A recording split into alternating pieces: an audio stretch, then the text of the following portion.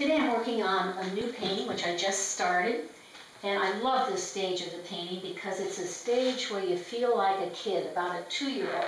Everything is new and fresh, and man, you are having fun. The second stages aren't as much fun because it's more like an adolescent.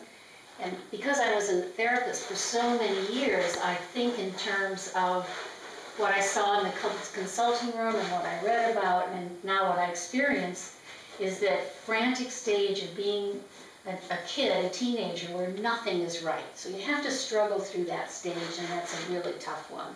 Till finally you get into maturity and things begin to settle down and the paintings evolve into something more finished and more satisfying.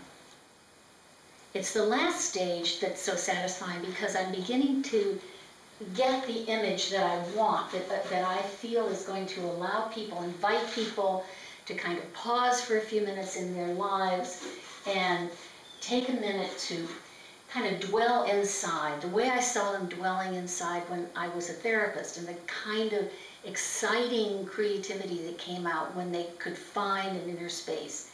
And a lot of people see my paintings that way, and man, that gives me so much pleasure because that's exactly what I'm looking for.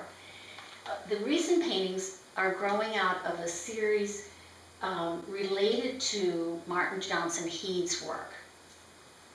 He was of the school of the Hudson River, not exactly connected to them, but a little bit different because he did a lot of seascapes and marsh scenes.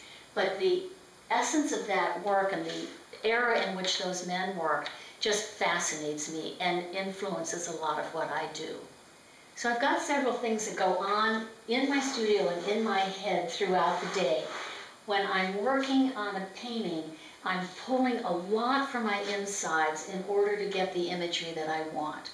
When I'm at life drawing classes, I'm doing an old discipline of a head thought process, trying to get what I see outside onto the paper. And then in the evening, when the work is done and it's time to go tango dancing, then the whole thing changes and the energy is coming from me, but it's being met and enhanced by the energy from my partner, who is my husband, with whom I dance 99% of the time. And man, that is such a great way to switch styles of living.